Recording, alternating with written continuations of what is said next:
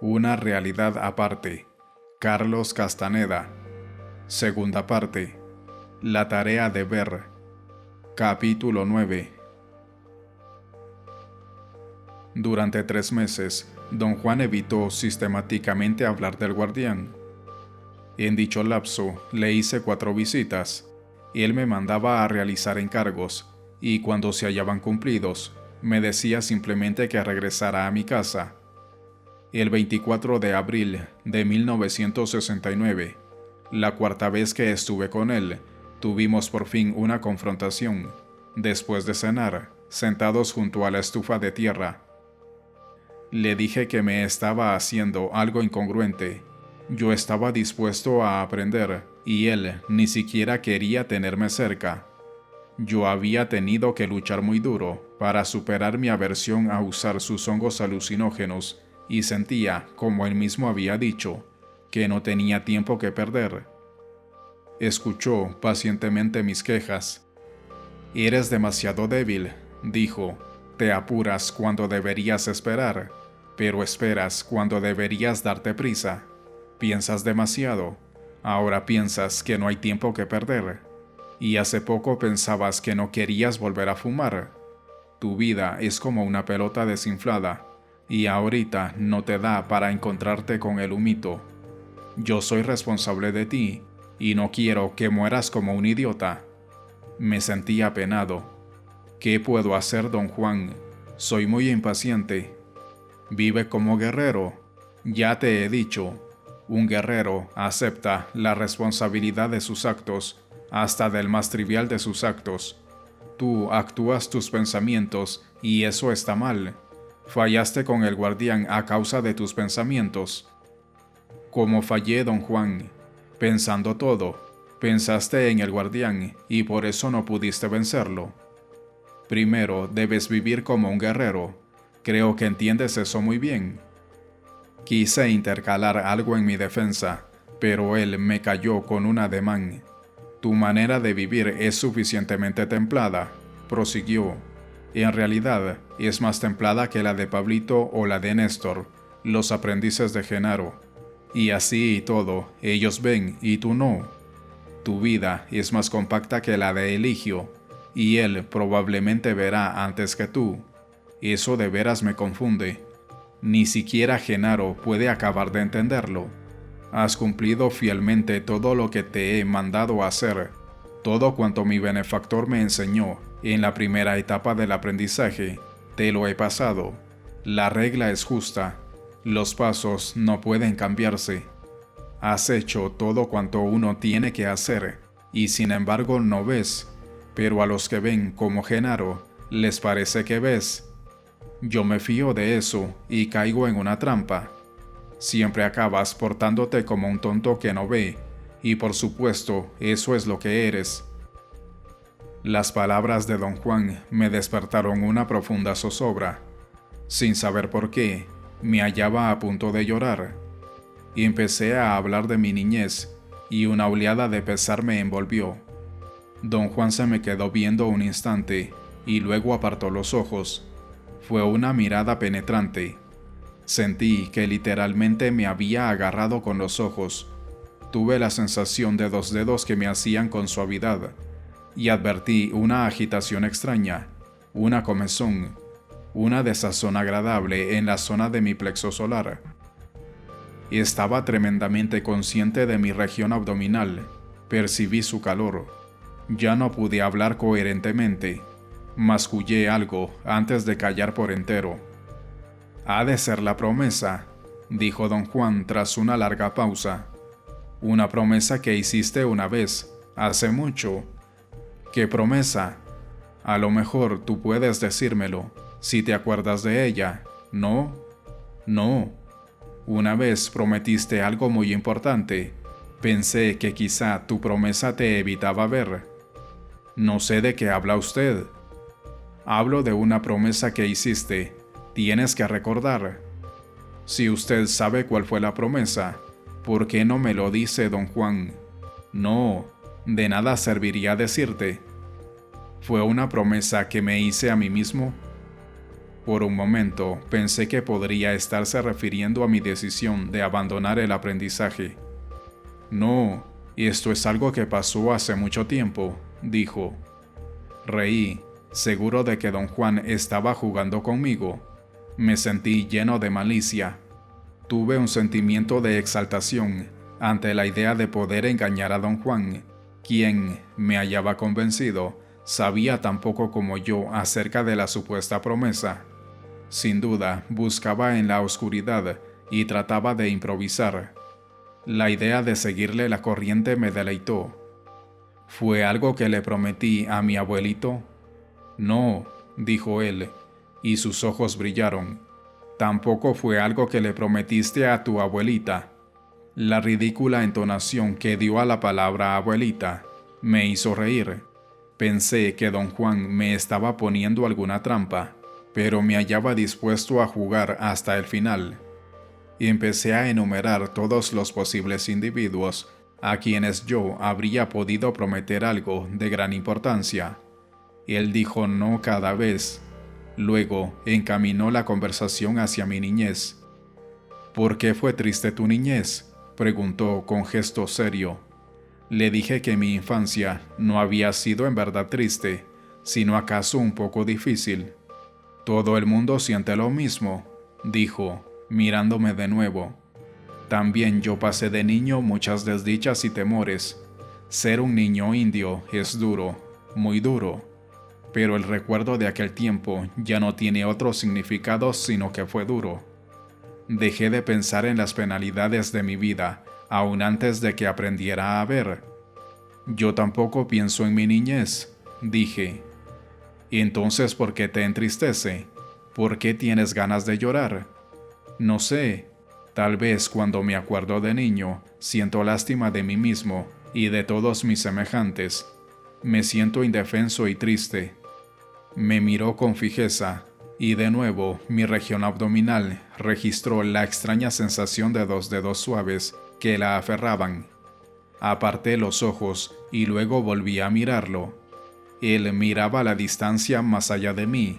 Tenía los ojos nebulosos, desenfocados.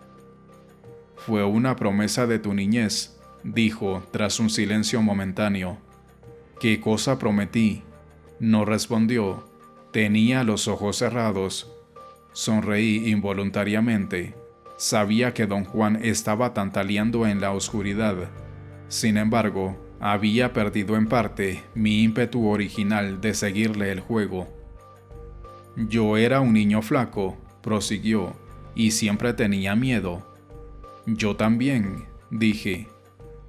Lo que más recuerdo es el terror y la tristeza que se me vinieron encima cuando los soldados Yoris mataron a mi madre, dijo suavemente, como si el recuerdo fuera aún doloroso. Era una india pobre y humilde. Tal vez fue mejor que su vida se acabara entonces. Yo quería que me mataran con ella, porque era un niño. Pero los soldados me levantaron y me golpearon. Cuando me agarré al cuerpo de mi madre, me rompieron los dedos de un fuetazo. No sentí dolor, pero ya no pude cerrar las manos, y entonces me llevaron a rastras. Dejó de hablar. Sus ojos seguían cerrados, y pude percibir un temblor muy leve en sus labios. Una profunda tristeza empezó a invadirme. Imágenes de mi propia infancia inundaban mi mente. ¿Cuántos años tenía usted, don Juan?, pregunté, solo por disipar mi tristeza. Como 7. Era el tiempo de las grandes guerras yaquis. Los soldados Yoris nos cayeron de sorpresa, mientras mi madre preparaba algo de comer. Era una mujer indefensa. La mataron sin ningún motivo. No tiene nada que ver el que haya muerto así. En realidad no importa, pero a mí sí. No puedo decirme por qué. Sin embargo, nada más me importa. Creí que también habían matado a mi padre, pero no, estaba herido. Luego nos metieron en un tren, como reses, y cerraron la puerta. Días y días nos tuvieron allí en la oscuridad, como animales. Nos mantenían vivos con pedazos de comida que de vez en cuando echaban en el vagón. Mi padre murió de sus heridas en ese vagón. En el delirio del dolor y la fiebre, me decía y me repetía que yo tenía que vivir. Siguió diciéndome eso hasta el último momento de su vida. La gente me cuidaba, me daba comida. Una vieja curandera me compuso los huesos rotos de la mano, y como puedes ver, viví. La vida no ha sido ni buena ni mala conmigo. La vida ha sido dura. La vida es dura, y para un niño es a veces el horror mismo. Quedamos largo rato sin hablar. Alrededor de una hora transcurrió en silencio completo. Yo experimentaba sentimientos muy confusos. Me sentía algo afligido, pero no podía saber la razón. Experimentaba un sentido de remordimiento. Un rato antes, había estado dispuesto a seguirle la corriente a don Juan, pero de pronto, él había trastocado la situación con su relato directo. Había sido sencillo y conciso, y me había producido un sentimiento extraño. La idea de un niño soportando dolor era un tema al que yo siempre había sido susceptible. En un instante, mis sentimientos de empatía hacia don Juan se dieron el paso a una sensación de disgusto conmigo mismo. Allí estaba yo tomando notas, como si la vida de don Juan fuera solo un caso clínico. Y estaba a punto de romper mis notas cuando don Juan me dio un leve puntapié en la pantorrilla para llamar mi atención. Dijo que veía a mi alrededor una luz de violencia y que se preguntaba si iba yo a empezar a golpearlo. Su risa fue un alivio delicioso. Dijo que yo era dado a explosiones de conducta violenta, pero que en verdad no era malo, y que la mayor parte del tiempo la violencia era contra mí mismo. «Tiene usted razón, don Juan», dije. «Por supuesto», dijo riendo. Me instó a hablar de mi niñez. Empecé a contarle mis años de miedo y soledad, y me metí a describirle lo que yo consideraba mi abrumadora lucha por sobrevivir y conservar mi espíritu. Rió de la metáfora de conservar mi espíritu. Hablé largo rato. Él escuchaba con expresión grave. Entonces, en un momento dado, sus ojos volvieron a asirme y dejé de hablar. Tras una pausa momentánea, don Juan dijo que nadie me había humillado nunca y que ese era el motivo de que yo no fuera realmente malo. «Todavía no ha sido derrotado», dijo. Repitió la frase 4 o 5 veces, de manera que me sentí obligado a preguntarle qué quería decir con ella. Explicó que la derrota era una condición inevitable de la vida. Los hombres eran victoriosos o derrotados, y según eso, se convertían en perseguidores o en víctimas. Estas dos condiciones prevalecían mientras uno no veía.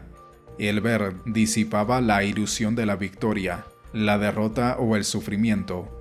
Añadió que yo debía aprender a ver mientras fuese victorioso, para evitar el tener jamás el recuerdo de una humillación. Protesté. No era victorioso, ni lo había sido nunca. En nada. Mi vida era, si acaso, una derrota.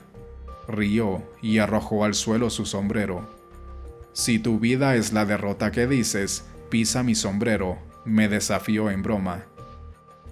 Argumenté sinceramente mi parecer. Don Juan se puso serio. Sus ojos se achicaron hasta convertirse en finas ranuras.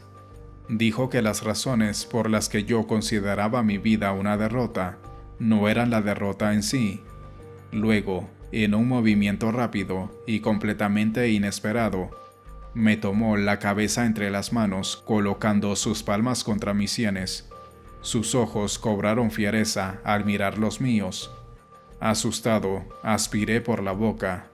Soltó mi cabeza y se reclinó contra la pared, aún escudriñándome. Se había movido con tal rapidez que, cuando se relajó y se recargó cómodamente en la pared, yo seguía a la mitad de mi aspiración profunda. Me sentí mareado, incómodo. «Veo un niño que llora», dijo don Juan tras una pausa. Lo repitió varias veces, como si yo no comprendiera. Tuve el sentimiento de que su frase se refería a mí, de modo que le presté verdadera atención. «Oye», dijo, exigiendo mi concentración total, «veo un niño que llora». Le pregunté si ese niño era yo. Dijo que no. Le pregunté entonces si era una visión de mi vida o solo un recuerdo de la suya. No respondió. «Veo un niño que llora», siguió diciendo, «llora y llora». «¿Es un niño que yo conozco?», pregunté. «Sí». «¿Es mi niño?».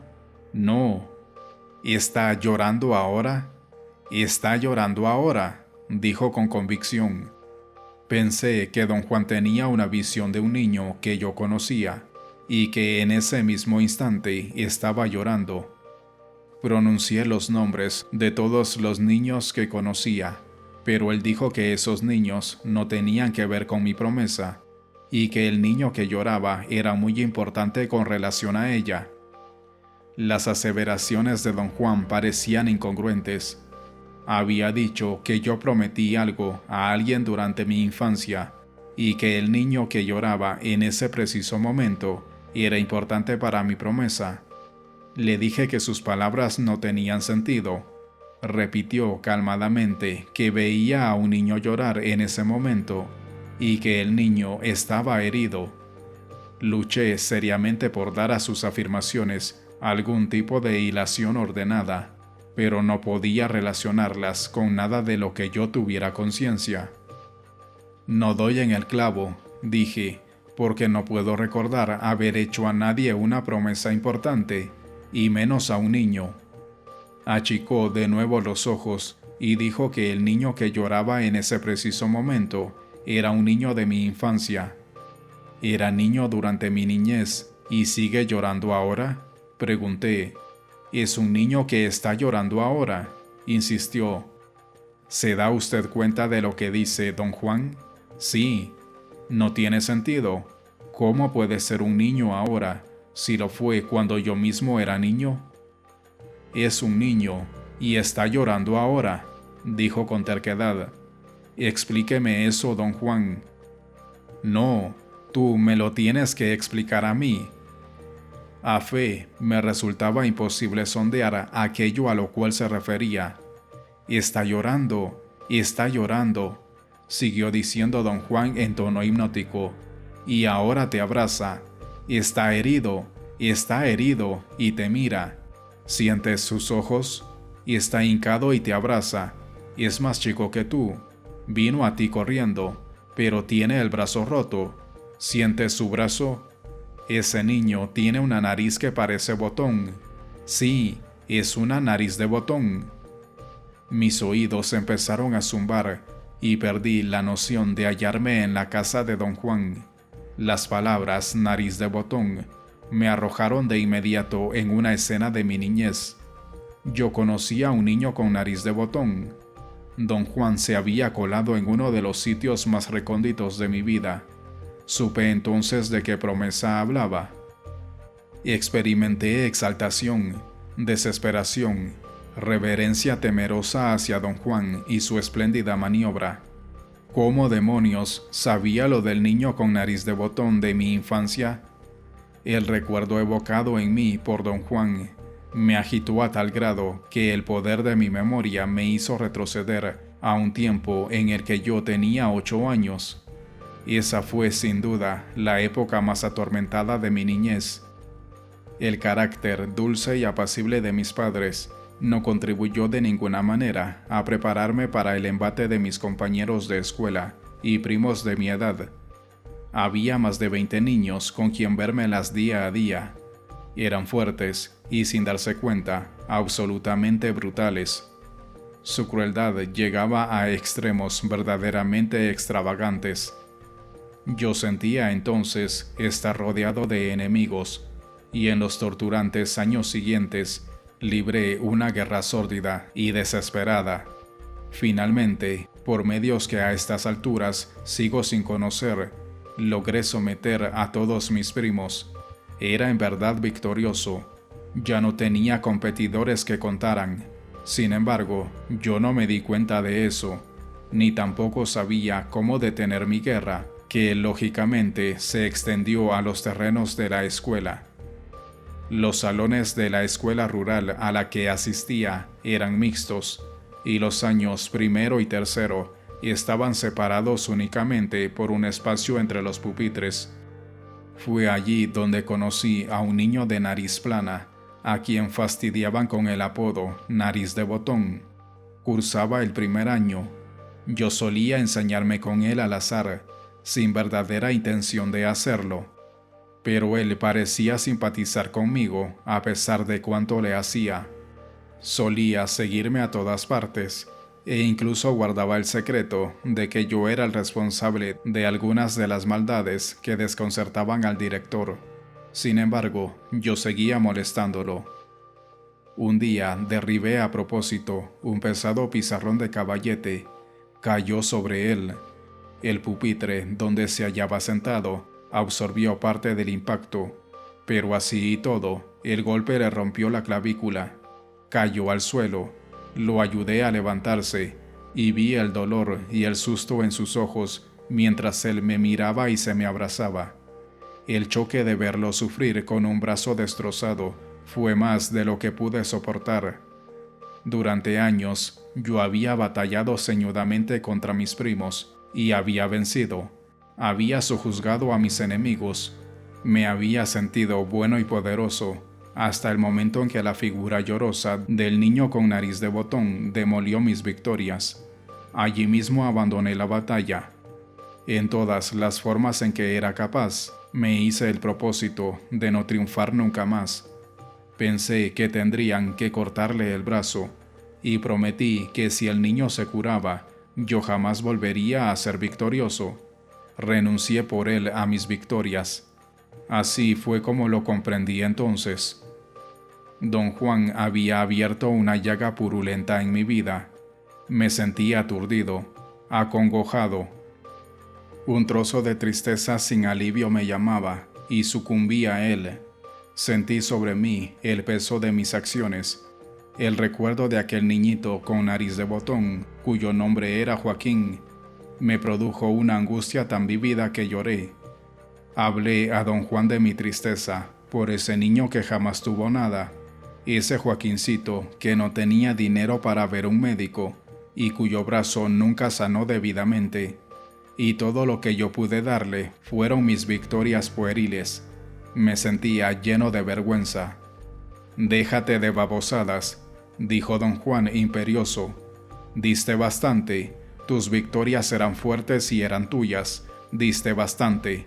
Ahora debes cambiar tu promesa». «¿Cómo la cambio? ¿Lo digo y ya?» «Una promesa de esas no se cambia nada más con decirlo. Quizá muy pronto puedas saber qué hacer para cambiarla. Entonces, a lo mejor hasta llegues a ver. ¿Puede usted darme algunas sugerencias, don Juan?» «Debes esperar con paciencia, sabiendo qué esperas y sabiendo qué cosa esperas. Ese es el modo del guerrero. Y si se trata de cumplir tu promesa, debes conocer que la estás cumpliendo. Entonces llegará un momento en que tu espera habrá terminado y ya no tendrás que honrar tu promesa. No hay nada que puedas hacer por la vida de ese niño. Solo él podría cancelar ese acto. ¿Pero cómo? Aprendiendo a reducir a nada sus necesidades. Mientras piense que fue una víctima, su vida será un infierno. Y mientras tú pienses lo mismo, tu promesa vale. Lo que nos hace desdichados es la necesidad, pero si aprendemos a reducir a nada nuestras necesidades, la cosa más pequeña que recibamos será un verdadero regalo. Ten paz, le hiciste un buen regalo a Joaquín. Ser pobre o necesitado es solo un pensamiento, y lo mismo es odiar, o tener hambre, o sentir dolor. No puedo creer eso en verdad, don Juan. ¿Cómo puede ser solo un pensamiento, el hambre y el dolor?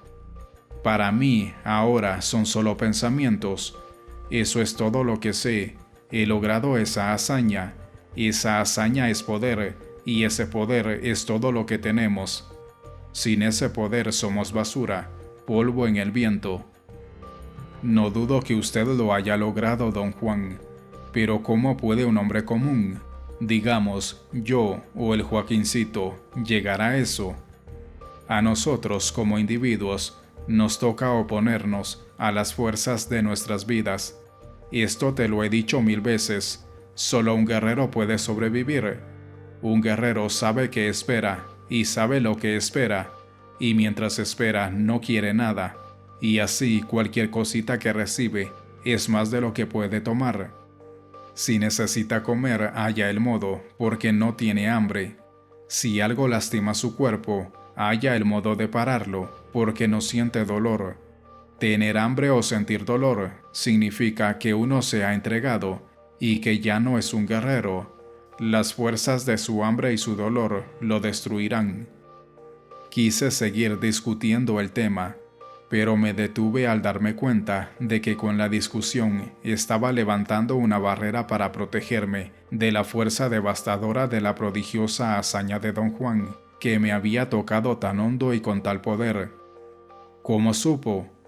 Pensé que tal vez le había contado la historia del niño con nariz de botón durante uno de mis estados profundos de realidad no ordinaria. No recordaba haberlo hecho, pero el olvido, bajo tales condiciones, era comprensible. ¿Cómo supo usted de mi promesa, don Juan? ¿La vio usted cuando tomé mezcalito o cuando fumé su mezcla? ¿La vi hoy, ahorita? ¿Vio usted todo el episodio?